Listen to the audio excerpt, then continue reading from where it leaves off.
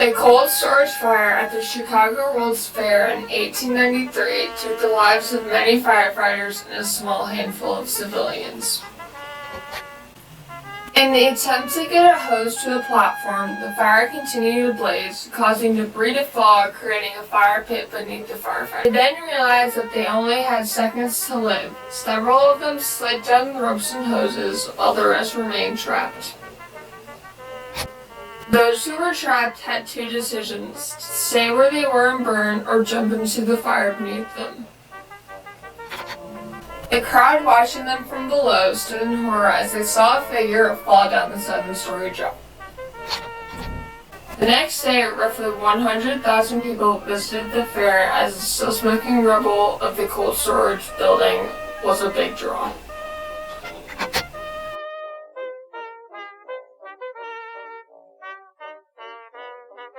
The cold storage building was known as the greatest refrigerator on Earth. The lower levels were where thousands of pounds of food were stored for the fair.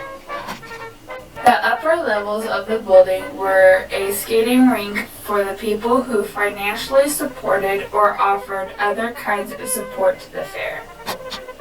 The theory of how the fire started was a misplaced piece of wooden element around the smokestack. The smokestack was 14 inches shorter than the height of the structure, and with the misplaced wood, it was roaring up in flames. The firefighters tethered a 12-foot hollow copper statue of Christopher Columbus that stood at the east entrance of the building to be able to easily move the fire apparatus in the entrance. It was the tethering of the statue that made it the only artifact that survived the fire.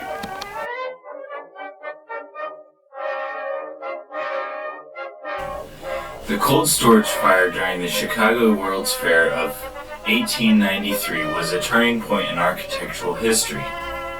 This is because during the Chicago World's Fair there were many fires that had burned down a total of 13 buildings. A couple of these buildings were on a large-scale blueprint. During the cold storage building's blaze, some of the firefighters slid down the burning ropes and hoses to safety. Other firefighters that went into the building to stop the fire became trapped by falling debris. The names of the identified people who died in the fire are